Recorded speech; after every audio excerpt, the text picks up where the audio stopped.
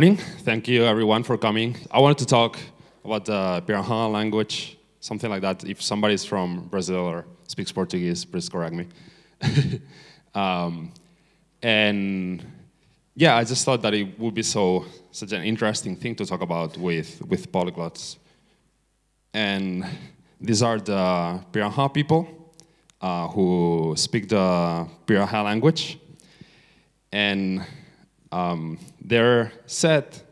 it's said by some people that this may be like some of the happiest people in the world, even if just based in how much they laugh during their day-to-day life. And they live here. They live in the Amazonian forest, in the Brazilian part. That's why the name, how most people refer to them is in Portuguese. They live in the Macy River. They live in 3 or 4 villages around the river, but they usually don't live in permanent settlements. So they build small huts where they just live there, but without even walls. And usually they don't have like permanent houses. They're called the Pirahã, but they don't call themselves by that name. They call themselves by something like Haiti iti, something like that. And a lot of what we know about the language comes from this person, Daniel Everett. He was living there with them for quite a few years. He's the linguist that spent the longest amount of time with them. So a lot of things we know from him and from his books, Language, the Cultural Tool, and Don't Sleep, There Are Snakes. So if after this talk you're still interested in knowing more about the guy, you can go and read these books. And this talk is not about this guy, so I'm not going to focus on him, but rather on the interesting aspects of the language. But he's going to come up because some of the claims about how the language works mostly come from him. And he moved there with his wife and his 2 daughters just to bring Jesus to them, to bring the Bible to them. So he's a linguist. He moved them to learn their language and to translate the Bible to their language. But after a while, he realized that the Pirahã people were not really interested in the Bible, were not really interested in knowing about Jesus. So he switched it to mostly just doing linguistic research and learning about their language. And yeah, so he moved there with his wife, his 2 daughters, and he learned to speak Pirahã fluently, his wife too, and even his 2 daughters, who for quite a few years grew up there with the tribes. They also learned to speak the language. And the Pirahã people, they're around 800 people. And I'm going to show you what the language sounds like. So I'm going to show you a person speaking the language.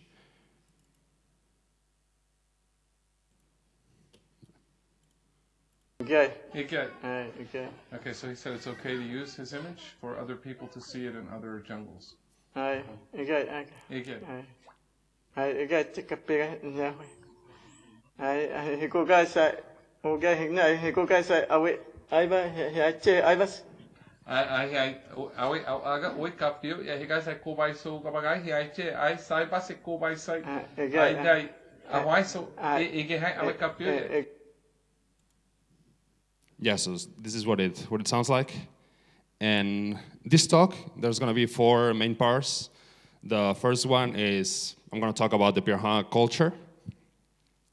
The second part, I'm going to talk a bit about linguistic relativity. So some of you guys, depending on the talks you attended yesterday, maybe you heard about the Sapir-Whorf hypothesis or language relativity that basically talks about how the language we speak can or cannot affect the way we think. So we're going to talk about how their language may affect the way they think, or also the opposite, how their culture may affect the way the language works. And then the third part is going to be like really interesting things about the phonetics of the language, but also all the different parts, all the different ways they can communicate the language, like whistling and humming, etc. And finally, the fourth part is going to be about how, it's going to be a very small part because I don't want to focus on like hardcore linguistics, but it's going to be about how this language challenge a bit of our assumptions of how human languages have to work, and why Chomsky doesn't really like what supposedly was discovered with this language. Yeah, these are the Pirahã people.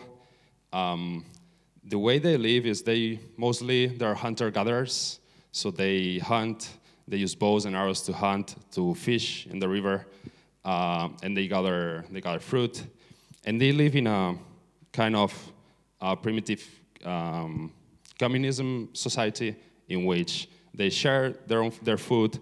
There's no boss, there's no leader in their society, so they're all mostly the same. So yeah, there's no hierarchy. And one thing that is mentioned about them is that you can leave any of their members naked without any tools, go into the jungle, and that person would come out 3 days later with baskets full of fruit and small animals that person had hunted, even without having any tools or anything with them. And also their language also fits very well. It's very well adapted to their living. With their language, they have words for every different kind of vegetation and small animal and insect that's in their surrounding. They know exactly the properties of all the plants, how they can use them, and what they're useful for. Yeah, so one of the reasons why it's argued that they may be some of the happiest people of the world is that their culture mostly only relates to things that relate to their own experience, to their immediate experience.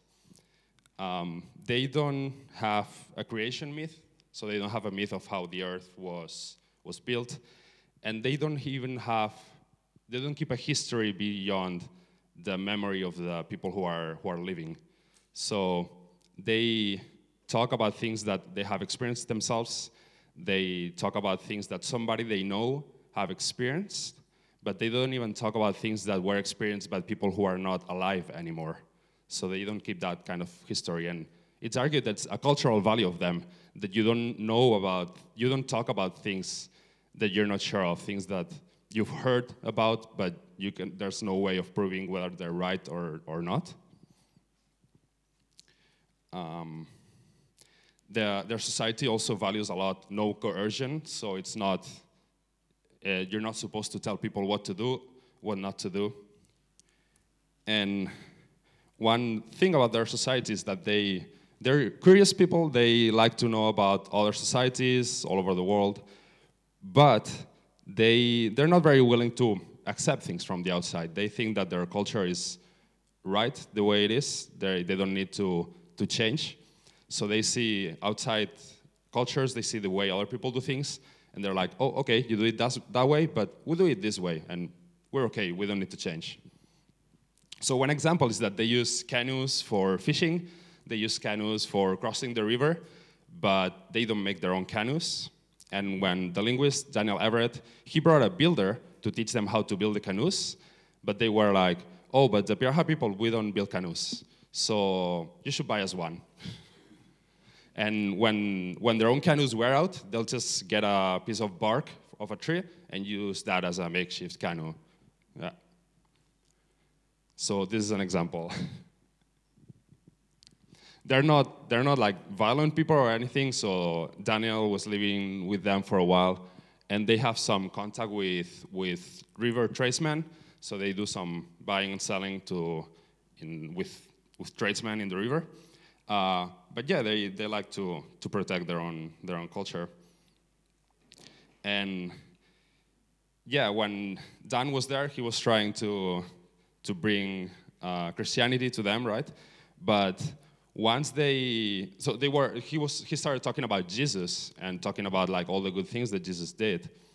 But the Pirahã, once they discovered that Dan, he hadn't met Jesus himself, then they lost all their interest. Yeah.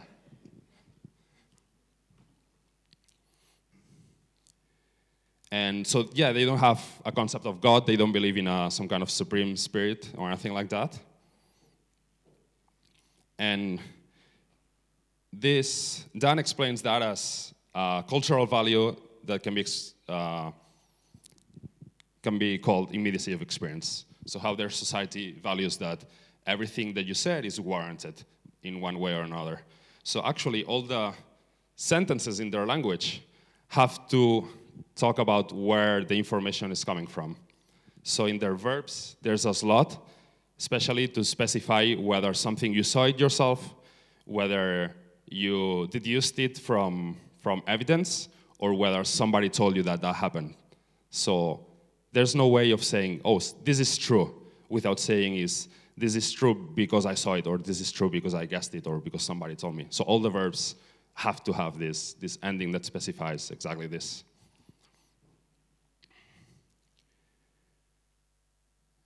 And so yeah, verbs in Pirahã, from what I've been able to gather, they work a bit like Japanese. So if you guys have learned a bit about how the Japanese verbs work, they can have like things that you can add to them that specify things like, for example, to the verb walk, you could add endings to mean like to be able to walk or to want to walk. There's many endings. They say up to 15 endings in Pirahã language, but none of them specify number or person or the tense.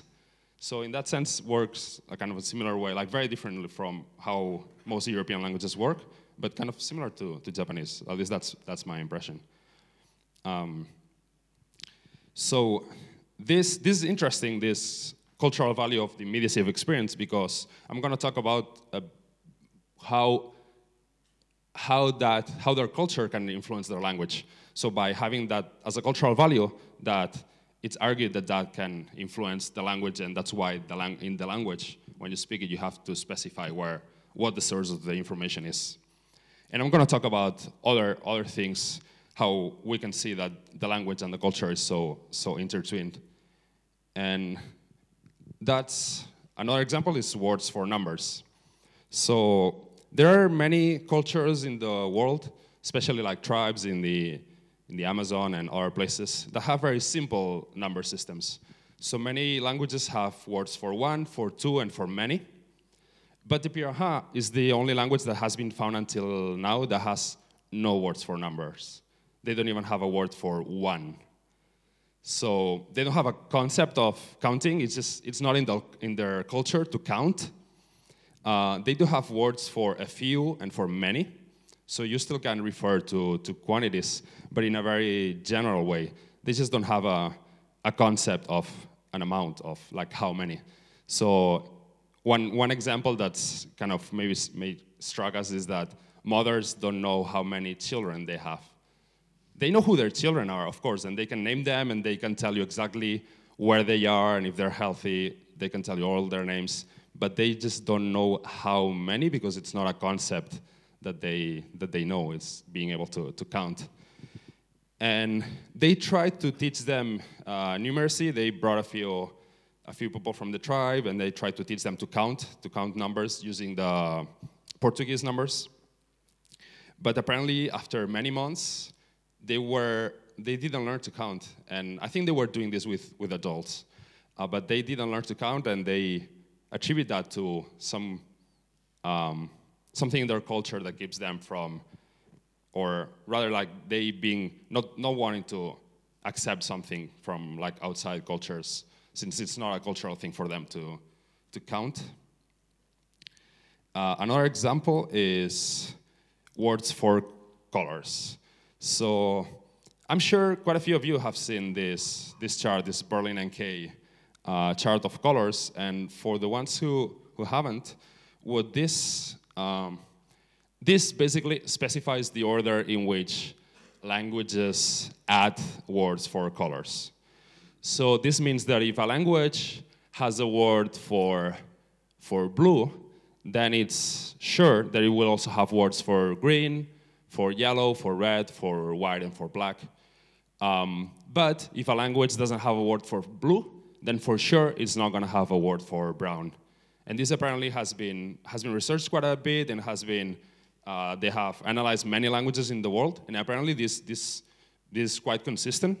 So languages, maybe they can have word for white, black, and red.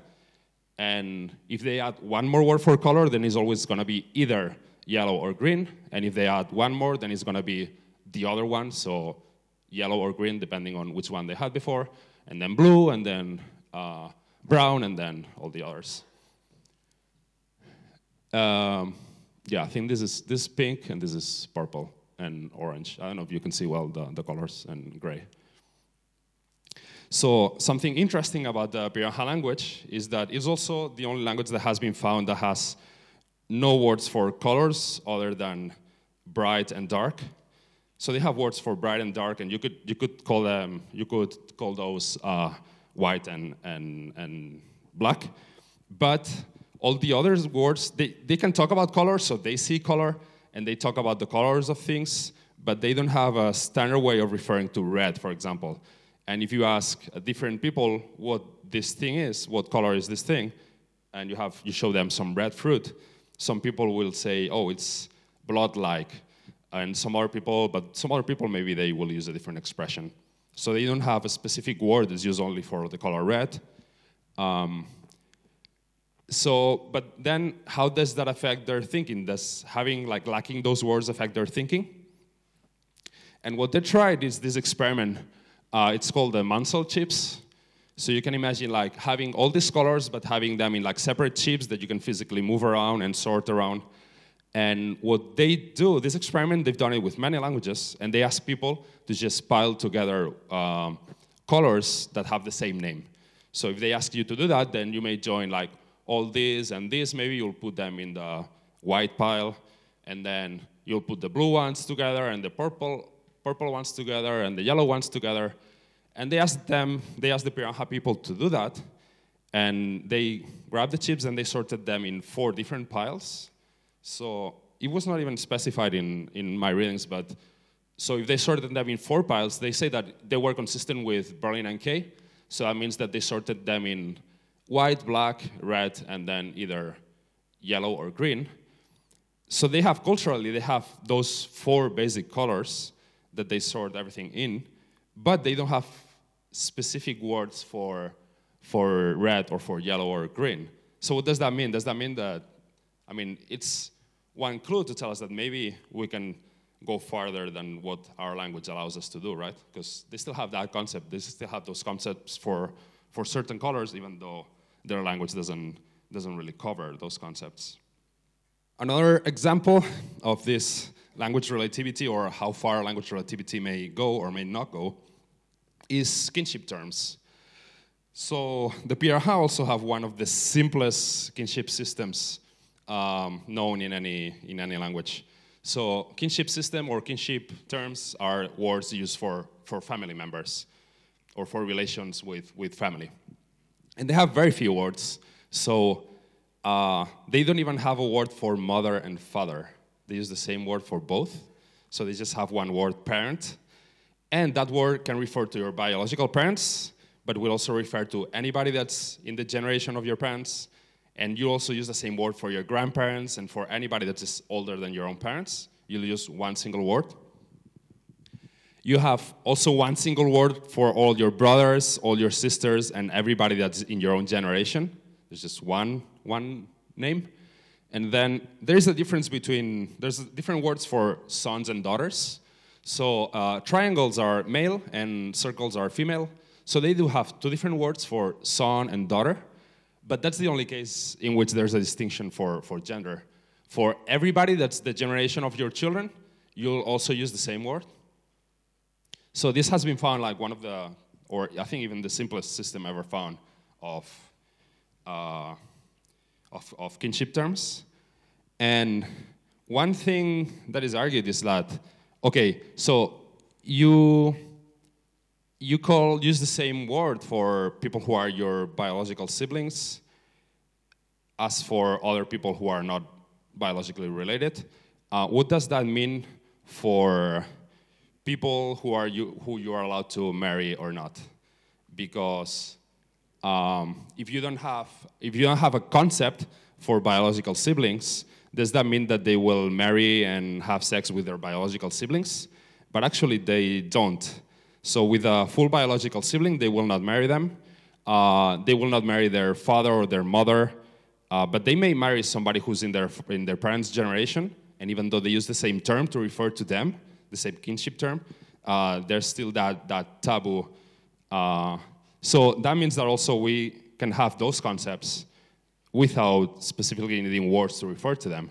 So in some sense, that can be argued that it proves that we can think outside of what our language allows us to express. And finally, this is less unique to Pirahã, but it's also something interesting about their language, is that they don't use relative directions. So they don't say left, right, or ahead or back. They always talk about directions referring to like absolute directions referring to things that they can see, to landmarks. So they'll say upriver or downriver or in between the mountains. They'll never refer in relation to where they're facing. So this is also something that's also common to many cultures. So it's not unique to Pirahã, but it's also something that I found quite interesting. And social grooming is also quite interesting. Apparently, the Pirahã don't have words for hello, goodbye, how are you? And one reason why they may not have that is that they still engage in grooming. So they still like sit down behind one another and remove each other's leash, like monkeys do.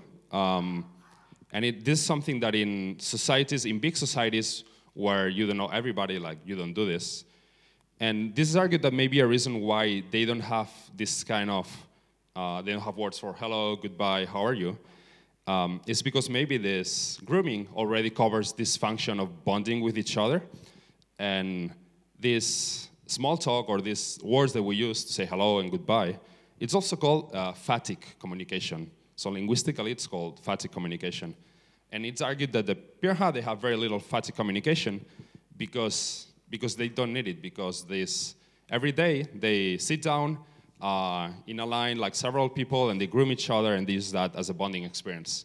So they don't need this additional level of language that we use basically to bond with people we talk to, but also to make sure that we are friendly to each other. Even so with people you don't know, you may say, hello, how are you? Just to make sure that you're friendly. When we live in a society in which we don't know everybody and you wouldn't like go and like start touching somebody that you don't know.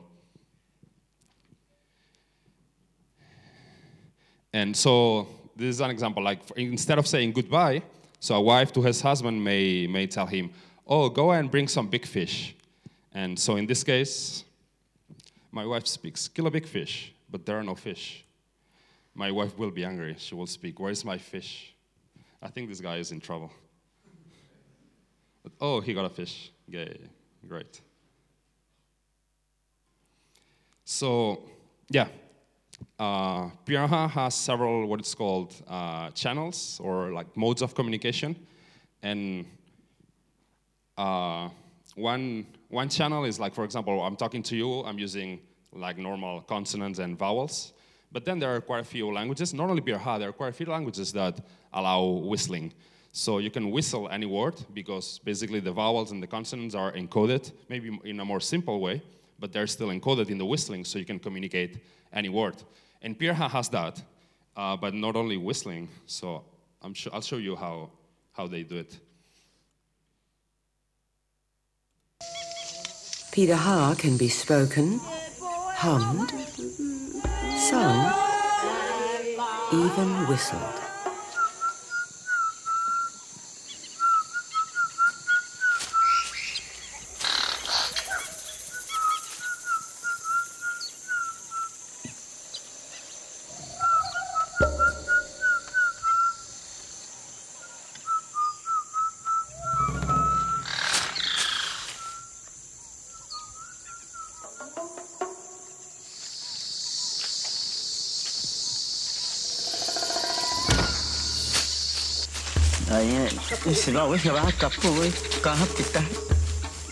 kapoy ga sa tikahapi sa bugit ko.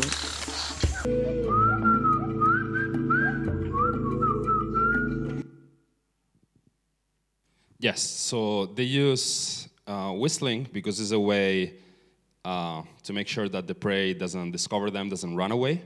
They use whistling when they're hunting, but they also use whistling during aggressive play between boys. They whistle to each other. But there's not only whistling, there's also humming speech, and I'm going to show you how they do it. So they can hum, basically, So humming like this, they can basically say any word that their language can express.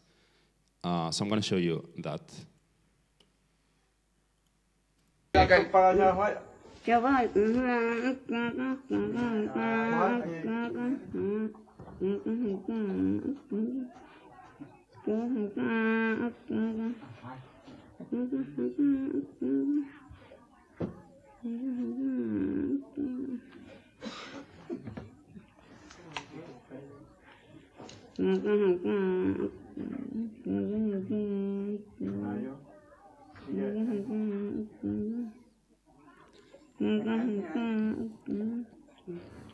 So yeah, it's amazing, but they're actually talking. So humming is used for parents and grandparents to do this with their children. They sit down with them and they even tell them stories just by humming.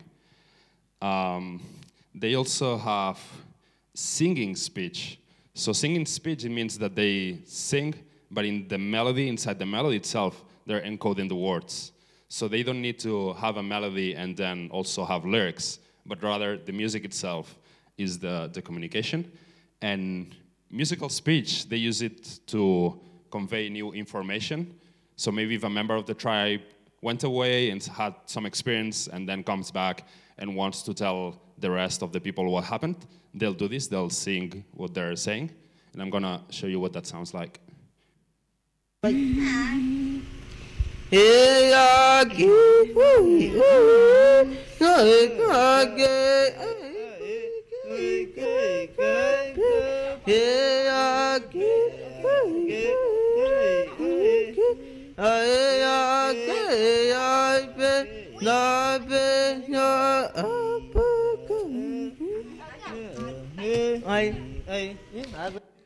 Yeah, so it's amazing, but they're actually communicating words there without the need of having consonants even. And so yeah, they have whistle speech, hum speech, singing speech, and they also have shouting speech. So shouting speech, it's, as the name says, they shout, but when they do this, they only use the consonants H and K and the vowel A. So it's all like ha, ha, ha, ka, ka, ha, ka, something like this. And they use this to communicate to people who are on the other side of the river when they have to communicate over long distances. Apparently these sounds, they're preserved way better, they're easier to hear when you're far away.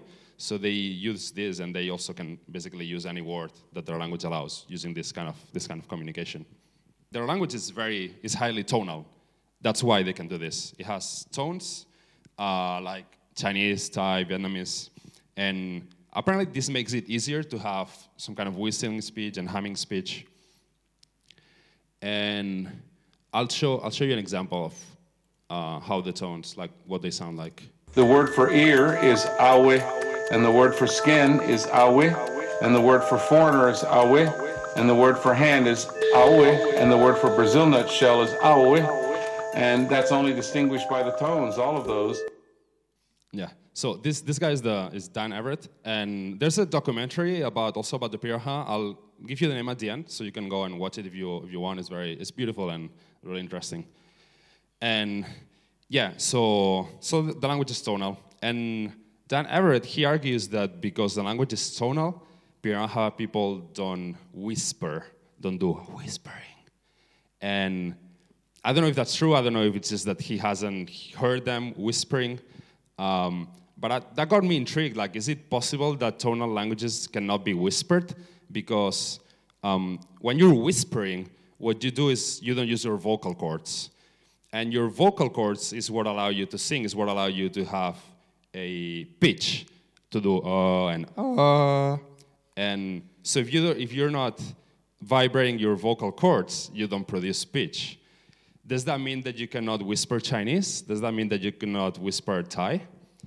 So my boss, she's Chinese, so I asked her, hey, do people whisper in Chinese? And her literal answer was, Chinese people don't whisper, they just shout at each other. So, yeah, but then she proceeded to, like, whisper to me. And she says, yeah, we do this. And I was like, okay. And I have a Thai friend, and I asked her to send me a message, a recorded message, whispering. And so I'm going to play it for you. I have a couple.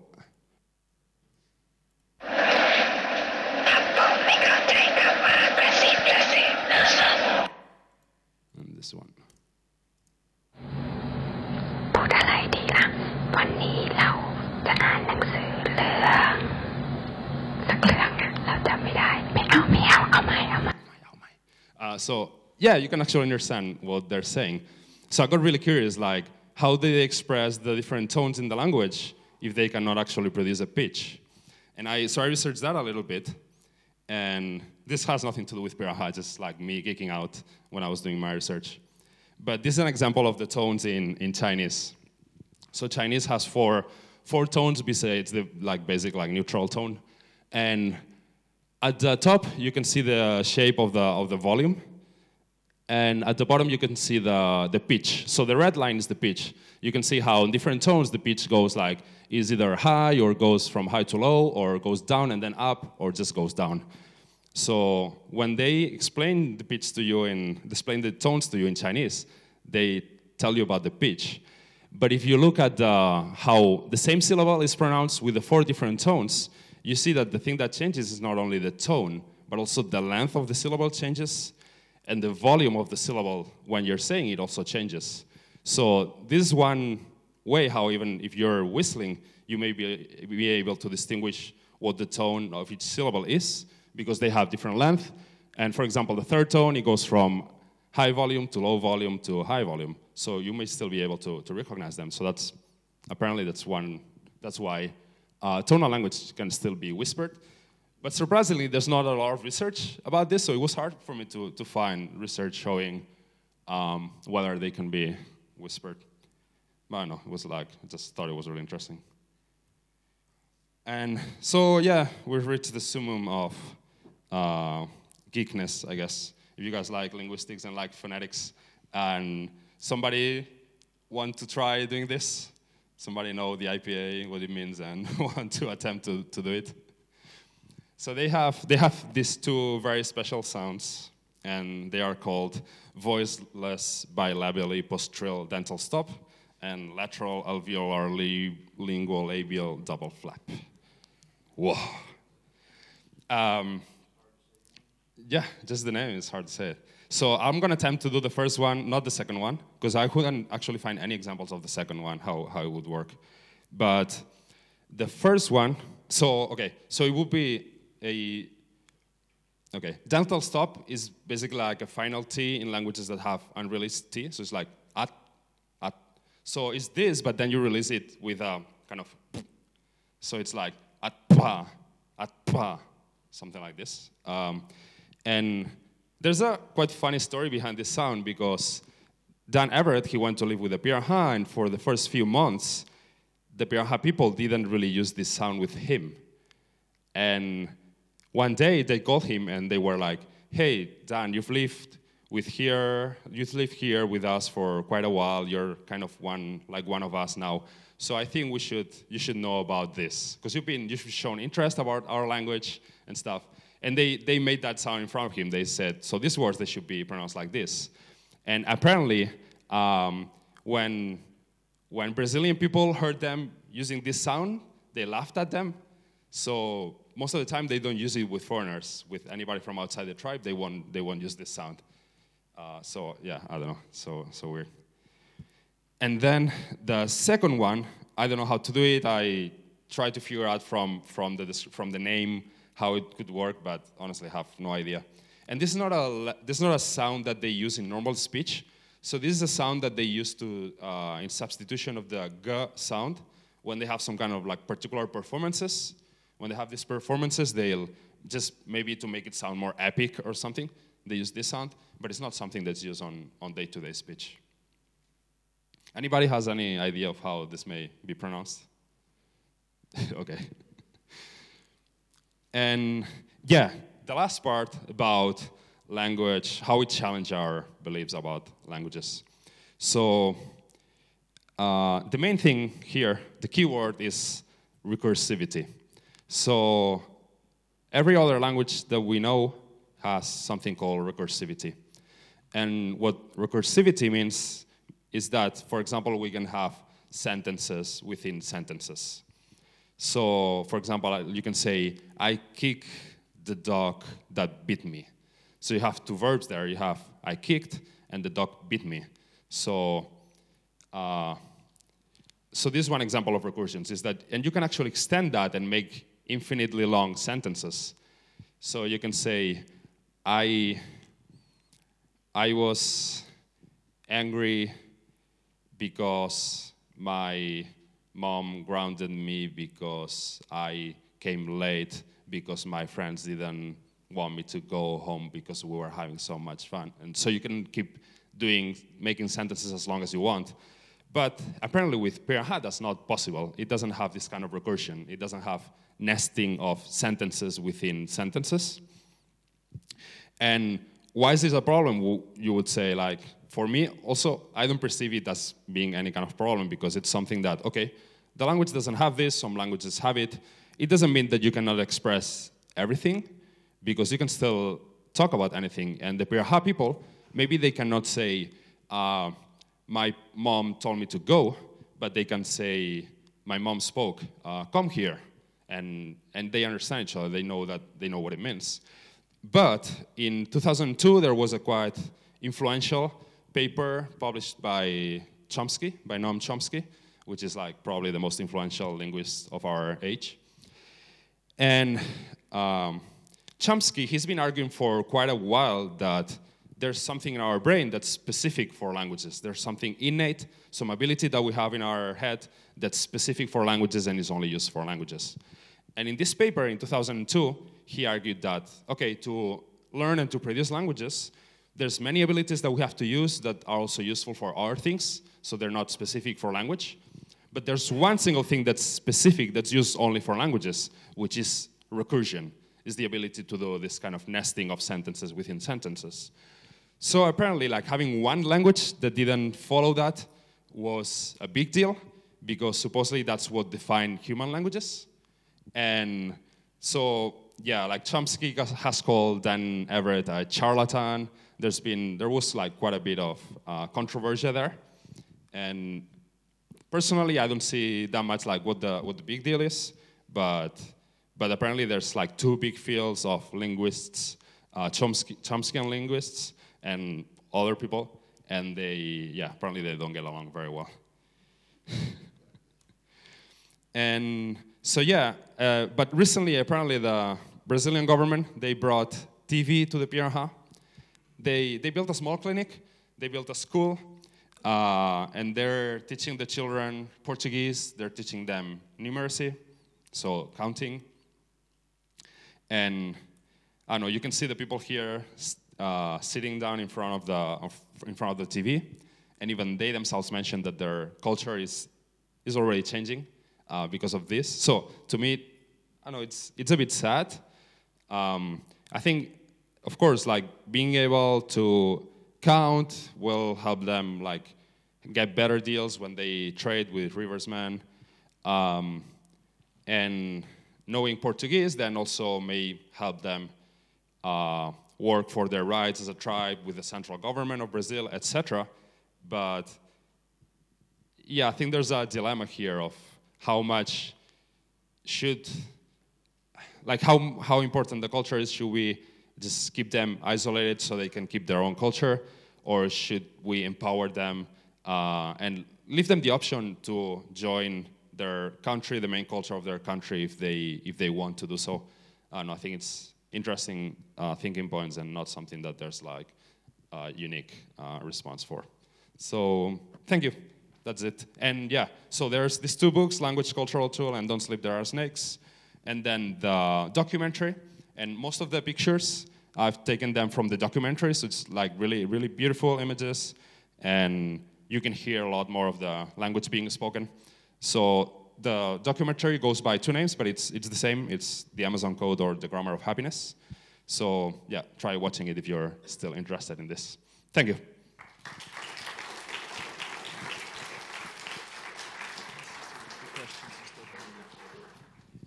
You touched on it at the end, but how do they trade amongst themselves? So there's no money, and for what I've read, there's no like ledger system or way of like keeping track of how much you owe people or something. So there seems to be though a way of keeping track of who has access to what you hunted. So what you hunt, it will be accessible to people, to the person you're married to your children, and then to your husband or your wife's family. So there's a system, something like that, of like everybody who's somehow connected in the family has access to that. But I think it's just like it's so easy for them to get food just going to the river and fish something that I don't think for them is a big deal, or they try to keep track, because there's no numbers, so you cannot keep track of how much you owe or how much people owe you. So I think it's just not that important for them. Maybe that's a source of happiness right there. Yeah, not having money. Sure. Can you tell us a little bit more about the singing language? What does convey the meaning? Is it the pitch? Is it the length? Is it the melody? And do they have absolute pitch or relative pitch? If I say the same sentence 1 tone above, does it have the same meaning? I'm sorry, but there's not enough information, really. I think it hasn't been analyzed like well enough. There's still a lot of missing, about how they do the humming, how they do the singing. There's even some controversy about like how many tones the language has, whether it has 2 tones per vowel, or where you should count tones per syllable, and then it will have possibly 4 tones. But there's no like in-depth analysis of how even the tonal system works, or no consensus of how the tonal system works. So I think for singing, I haven't seen anything about it. Thank you for your very interesting talk. You touched upon the relationships they have with Brazilian traders and the Brazilian government, but is there anything known about their relations with other Amazonian tribes that may be living near them? Like, do they keep contact, or are they just keeping separate from everyone? So from the information I've been able to read, it didn't say like in one way or another. It didn't talk about too much about relations they have with our tribes, but also didn't say that they're trying to keep themselves from any contact with them. There's some mentions to some of the people in the tribe who speak a common language in the area that's spoken as a language of like trade and stuff in the area with our tribes. And there is some mention of some wars in the past with other tribes. There also apparently wiped another tribe that spoke a language that was related to the Pirahã, because right now the Pirahã is a language isolate, is the only language remaining from its family. But there's not like that much information about how they relate with other tribes. In the beginning, you said that their name, they don't call themselves the Pirahã, but instead they have a name in the Pirahã language. Yes. Do you know what that name translates to? Actually, it was in my notes, but I forgot to say it. So their own name means the straight ones. Thank you. So they call themselves the straight ones, and they call their language talking with a straight head. And they talk about everybody else's language or other people as having a crooked head, or talking with a crooked head. I wanted to know, I think you only gave examples what the language can't express, what other languages can express, but I wondered if the language can express something that other languages can't express. And another question, is there any learning material for the language? So about the learning, I think it's going to be very difficult. There is a grammar for the language that was written, I think, like in the 70s or the 80s. I don't know if there's like a comprehensive dictionary that would tell you like most of the words, but I think it's going to be hard if you want to learn it. And about things that the language can express, I do know just having words for so many of the things that are in their area, like where they live, things that they need for their survival.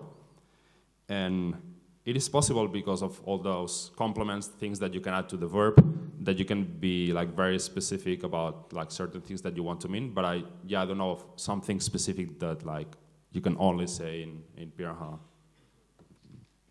Hi. You mentioned that they don't produce their own canoes, that they import them. Does it mean that they didn't have this technology before the arrival of Portuguese, or they were trading it with other tribes? Yeah, I think that the canoes, they're built by other tribes to begin with. So yeah, probably they do buy them from other tribes, changing them. They do sell like Brazil nuts. Yeah, from what I read, they exchange like Brazil nuts, they exchange sex also with like other tribes and with river tradesmen. Hello, I had read about the Pirahã about 10 years ago, I think, when that article about them was published in Geo, so in the German Geo. And the article spoke about all the things that you had presented, but ended in a critical perspective, so saying that we all have to rely on the knowledge of what Dan Everett says and a rather unreliable translator. And I just wondered if in the past 10 years there had been more studies, linguistic studies done on them, so which then confirms Chomsky or Everett, as this seemed to be even also a personal battle between them. This is. I don't know about many of the claims. For example, like the claims about the words for colors, etc. There have been studies about recursion, about language recursion, and in the documentary, if you watch the documentary, also at the end you can see that there's another place where they a university where they gather more information, they gather more recordings, and they also concluded that there's no recursion, that they don't seem to have any recursion in the language. So apparently that claim, it has been supported by several different people. The other claims, I don't know, I don't have any more information.